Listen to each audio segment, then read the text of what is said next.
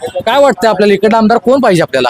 आम्हाला आमचे साहेबच पाहिजेत. कोण साहेब? जयंतराव पाटील साहेबच असावेत. आणि त्यांचं कार्य असं आहे की ते सर्व गरिबांचे प्रत्येक गोष्ट जाणून घेतात, सर्वांना मदत करतात. मलाही त्यांनी भरपूर मदत केलेली आहे.